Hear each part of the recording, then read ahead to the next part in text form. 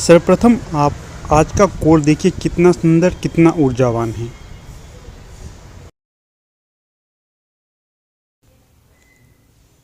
Welcome to exam विवेचना। तो आज की वीडियो का पहला प्रश्न यहाँ पर देखिएगा, मनुष्य के जीवन के कितने धरातल होते हैं? विकल्प आपके समक्ष दिए गए हैं, अ, ब, स या द। तो यहाँ पर जो सही विकल्प हो जाएगा विकल्प ब, अर्थात 3। मनुष्य के जीवन के 3 धरातल होते हैं। कौन कौन से? परिचय, प्रेम, प्रशंसा। ध्यान से याद रखिएगा, परिचय, प्रेम और प्रशंसा। तीनों ना हो तो मनुष्य का जीवन सर्वथा निष्क्रिय हो जाता है। जीवन में जो हलचल नजर आती है वह तो इन 3 तत्वों के कारण ही नजर आती है। अगला प्रश्न है 2। चिंतन के 4 चरण पुस्तक के रचनाकार इनमें से कौन है? विकल्प आपके समक्ष दिए गए हैं, इनमें से सही विकल्प का चयन करिए। तो जो चिंतन के 4 चरण पुस्तक के रचनाकार होंगे, विकल्प ए विजय मुनि शास्त्री। विजय मुनि शास्त्री इस रचना के रचनाकार हो जाएंगे। भाव, भाषा और शैली की दृष्टि से यह एक सुंदर कृति है। इसमें इनके लगभग 35 नूतन निबंधों का संकलन किया गया है। कितने? 35 नूतन निबंधों का। ठीक है। अगला प्रश्न, बौद्ध परंपरा में साधना के कितने रूप रहे हैं? तो यहाँ पर जो सही विकल्प हो जाएगा तो वो हो जाएगा 2। बौद्ध परंपरा में साधना के 2 रूप रहे हैं, हीनयान और महायान। कौन कौन से? हीनयान और महायान। हीनयान कर्मकांड है, क्रिया प्रधान है, कर्तव्य कर्म किस प्रकार किया जाए इसकी एक रूपरेखा है। जबकि जो दूसरी शाखा है महायान, यह ज्ञान प्रधान है, इसमें बुद्धि की प्रखरता रहती है। इस महायान की अंतिम परिणतियाँ शून्यवाद एवं विज्ञानवाद है। क्या क्या है? शून्यवाद और विज्ञानवाद। अगला प्रश्न 4, इसमें पूछा गया है, महावीर के युग में तथा बुद्ध काल में गोशालक की अपनी एक स्वतंत्र संप्रदाय थी। उस संप्रदाय का नाम क्या था? तो उसका नाम क्या था? आजीवक पंथ। आजीवक पंथ, जिसका संस्थापक किसे माना जाता है? स्वयं गोशालक को माना जाता है।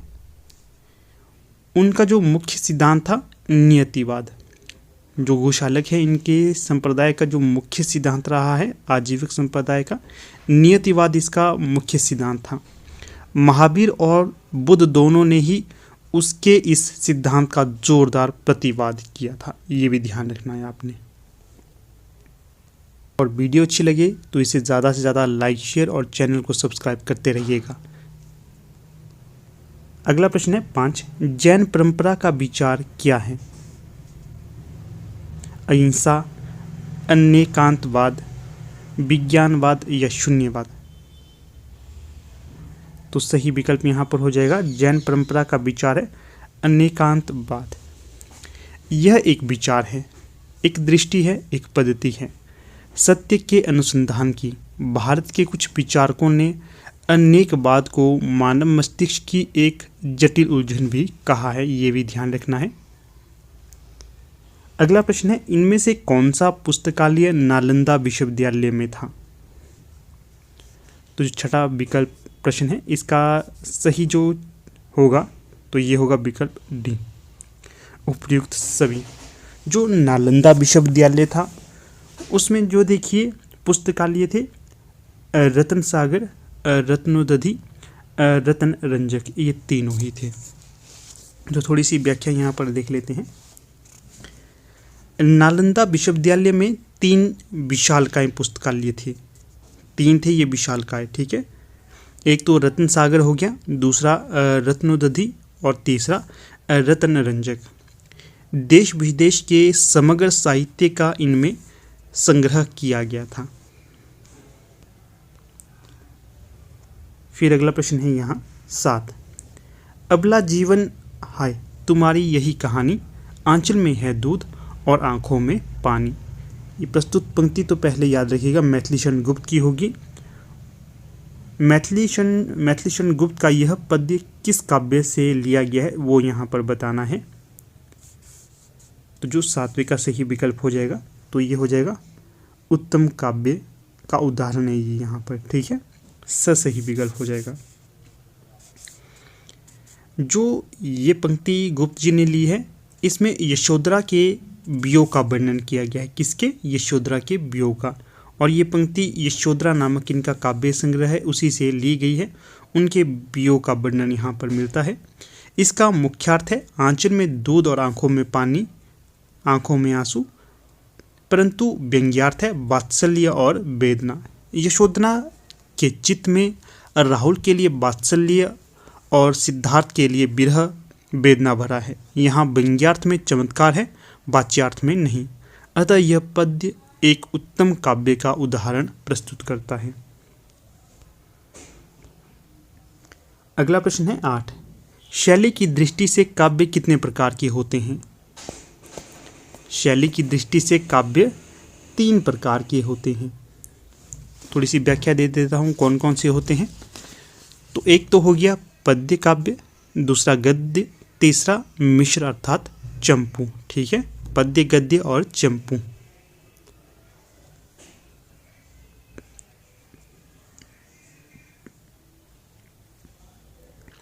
अगला प्रश्न है 9। रचना की जिस शैली में व्याकरण की विधान के अनुकूल वाक्य विन्यास किया जाता है वह क्या है? तो 9वें का सही विकल्प हो जाएगा गद्य। रचना की जिस शैली में व्याकरण के विधान के अनुकूल वाक्य विन्यास किया जाता है वह गद्य होता है। तो बी यहाँ सही विकल्प हो जाएगा। फिर थोड़ी सी व्याख्या ये है कि देखिए गद्य में अगर आपसे पूछा जाएगा कि क्या क्या चीज़ें आती हैं, उपन्यास, कहानी, निबंध, आत्मकथा, जीवनी, आलोचना इत्यादि इत्यादि, ये ध्यान रखना है, कहानी। अगला प्रश्न है 10। भारतीय साहित्य शास्त्र में काव्य की आत्मा के संबंध में विचार रखने वाले कितने संप्रदाय हैं? तो यहाँ पर जो 10 का सही विकल्प हो जाएगा तो ये हो जाएगा 6 संप्रदाय। बहुत ही सुंदर प्रश्न पत्र है दोस्तों ये वाला। इतने डीप से प्रश्न पूछे गए हैं, मज़ा आ जाता है ऐसे प्रश्नों को देखकर। तो 10वें का सही विकल्प है भारतीय साहित्य शास्त्र में काव्य की आत्मा के संबंध में विचार करने वाले 6 संप्रदाय हुए हैं। उन 6 संप्रदाय को देख लेते हैं। अलंकारवादी संप्रदाय, रीतिवादी संप्रदाय, ध्वनिवादी संप्रदाय, वक्रोक्तिवादी और चित्तवादी, ये 6 संप्रदाय थे।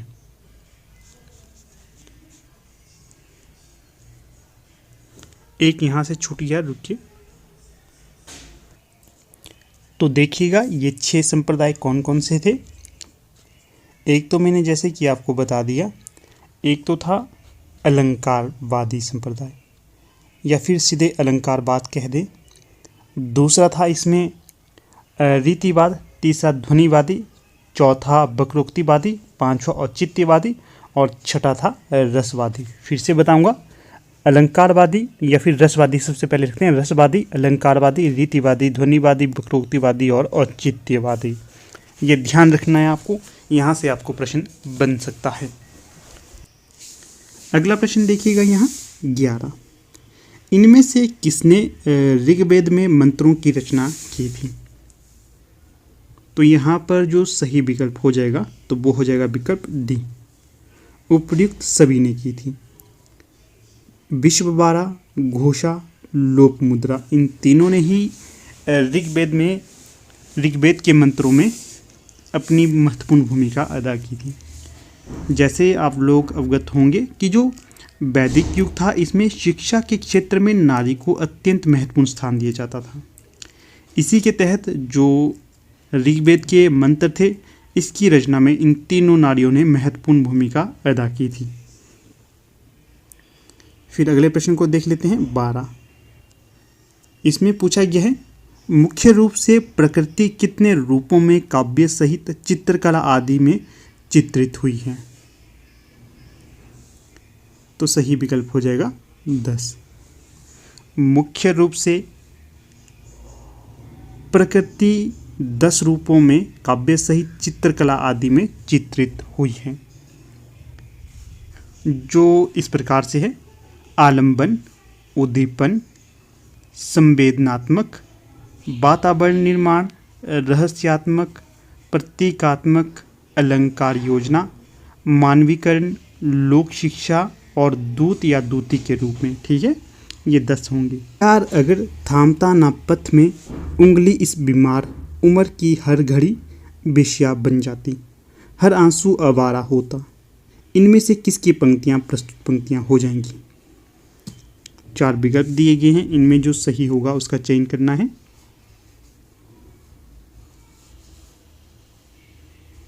तो यहाँ पर जो सही विकल्प हो जाएगा, जो हरिवंश राय बच्चन है, इनकी ये पंक्तियां हो जाएंगी।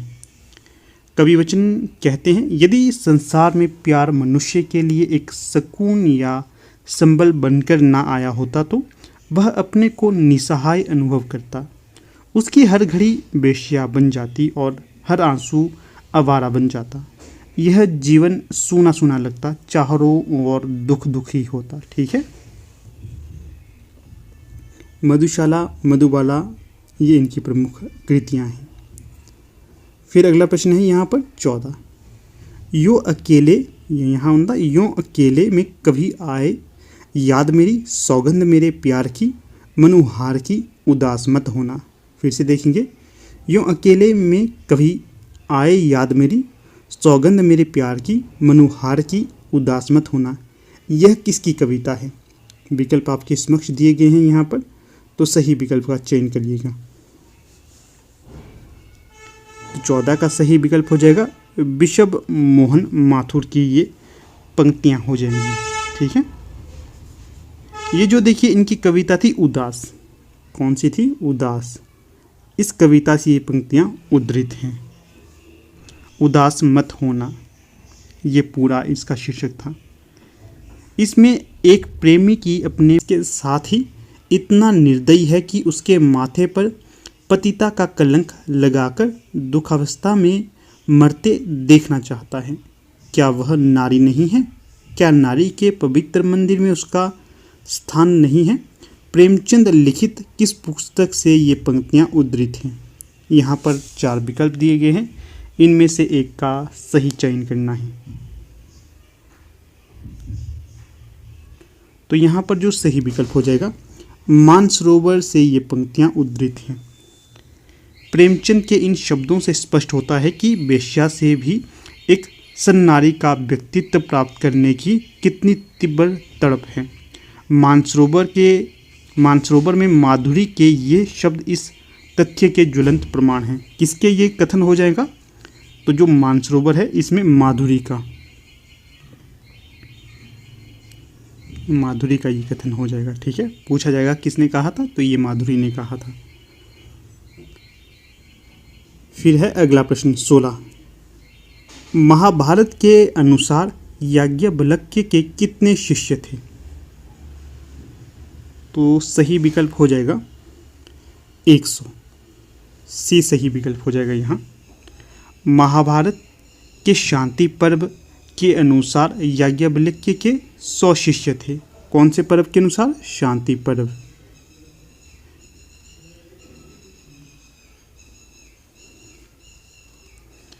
फिर अगला प्रश्न देख लेते हैं 17। इनमें से कौन सी रचना डॉक्टर आशाराम त्रिपाठी की है? तो सही विकल्प हो जाएगा चित्रकूट शतक, चतुर्दशी, यज्ञ और याज्ञवल्क्य, उपयुक्त तीनों इनकी रचनाएं हो जाएंगी। ये इनके शोधपरक ग्रंथ माने जाते हैं। कैसे? शोधपरक ग्रंथ। फिर अगला प्रश्न है 18। इसमें पूछा गया है आपसे, जिस साधन के द्वारा मनुष्य अपने भावों और विचारों को बोलकर या लिखकर प्रकट करता है उसे क्या कहते हैं? बोली, वाक्य, भाषा, व्याकरण, क्या होगा इसमें सही? जिस साधन के द्वारा मनुष्य अपने भावों और विचारों को बोलकर या लिखकर प्रकट करता है उसे भाषा कहा जाता है। अगला प्रश्न है, हिमाचल प्रदेश, हरियाणा, राजस्थान, दिल्ली, उत्तर प्रदेश, मध्य प्रदेश, बिहार में हिंदी के मुख्यतः कितने रूप व्यवहार में लाए जाते हैं? बड़ा सुंदर प्रश्न है ये वाला भी। तो जो 19 का सही विकल्प हो जाएगा 5। हिमाचल प्रदेश, हरियाणा, राजस्थान, दिल्ली, उत्तर प्रदेश, मध्य प्रदेश, बिहार में हिंदी के मुख्य 5 रूप व्यवहार में लाए जाते हैं। अगला प्रश्न देखिएगा, प्लूत इनमें से किसका भेद है? बड़ा सुंदर प्रश्न है ये। वाक्य का, स्वर वर्ण का, शब्द का या संज्ञा का? तो जो प्लूत होगा ये स्वर वर्ण का भेद है। जैसे कि अगर आप वर्ण रचना को देखते हैं, वर्ण रचना मुख्यतः 2 भेद के तौर पर जानी जाती है, स्वर वर्ण और दूसरा था व्यंजन वर्ण। और जो स्वर वर्ण है ये भी आगे 3 भागों में विभाजित माना जाता है। कई जगह 3 है, कई जगह 2 भी माना जाता है। अगर मुख्य बात की जाए तो 2 ही होगा, ह्रस्व और दीर्घ। परंतु कई जगह आधुनिक पुस्तकें हैं, ग्रामर है, इसमें 3 प्रकार बताए जाते हैं। एक तो हो जाएगा आपका ह्रस्व, दूसरा हो जाएगा आपका दीर्घ, तीसरा प्लूत। ठीक है, ये 3 माने जाते हैं।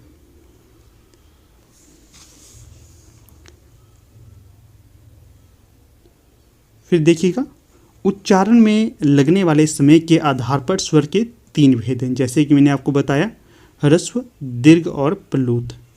जब किसी स्वर के उच्चारण में ह्रस्व स्वर से तिगुना समय लगे, कितना तिगुना समय लगे, तो उसे प्लूत स्वर कहते हैं।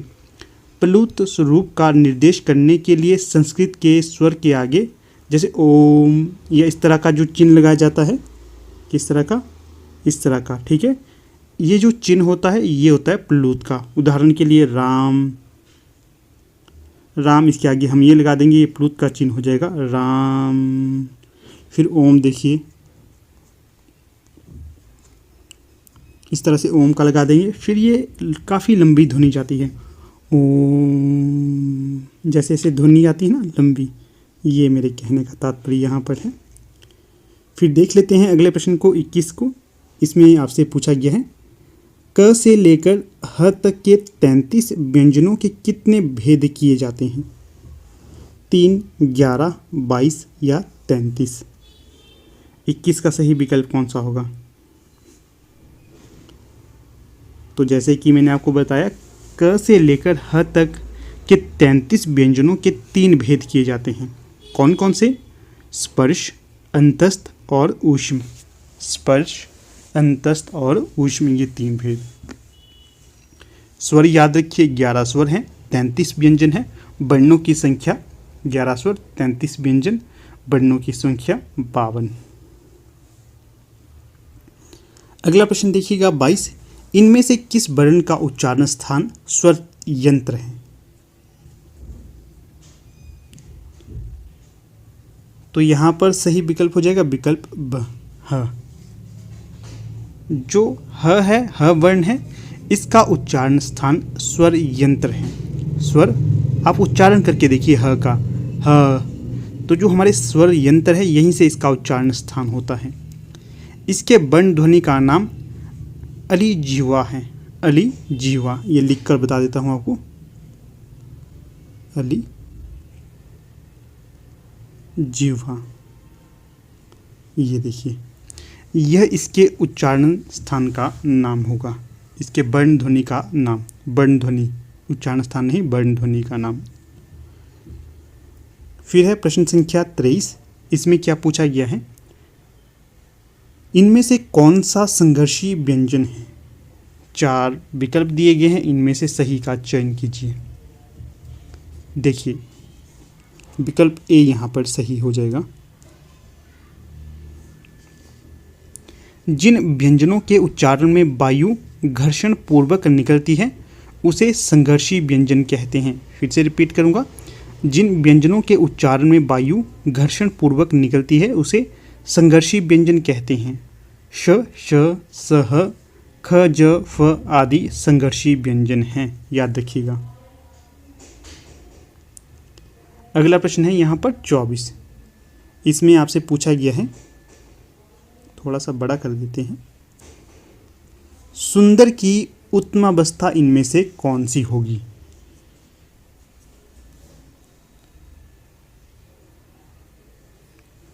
तो जो सही विकल्प हो जाएगा यहाँ पर विकल्प स, सुंदरतम। संस्कृत में उत्तमावस्था के लिए तम प्रत्यय जोड़ दिया जाता है। कौन सा? तम प्रत्यय। तम प्रत्यय जोड़ा जाता है, अतः सुंदर का उत्तमावस्था सुंदरतम होगा। सुंदर का उत्तमावस्था सुंदरतम होगा। ठीक है, तो 24 का यहाँ पर जो सही विकल्प आएगा तो वो हो जाएगा स। याद रखना है आपने ये सारा। चाहे देखिए आपकी एलटी टेट की परीक्षा होगी, एलटी कमीशन की परीक्षा होगी या फिर पीजीटी कमीशन की परीक्षा होगी, वहाँ पर आपसे ये प्रश्न बनेंगे ही बनेंगे। तो इसलिए आपको ये सब ध्यान में रखकर स्टडी करनी है ताकि आप अपनी परीक्षा को क्रैक कर सकें। ठीक है, चलिए अगला प्रश्न देख लेते हैं 25। लाल पीला होना मुहावरे का क्या अर्थ होता है?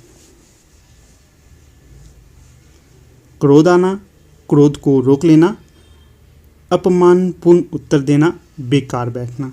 तो 25 का सही विकल्प बताना है यहाँ। तो सिंपल सा है, क्रोध करना या क्रोध आना, लाल पीला होना। तो दोस्तों यहाँ पर आप इस वीडियो को पॉज करके इन प्रश्नों को भी देख सकते हैं, आगे इसके उत्तर मिल जाएंगे आपको।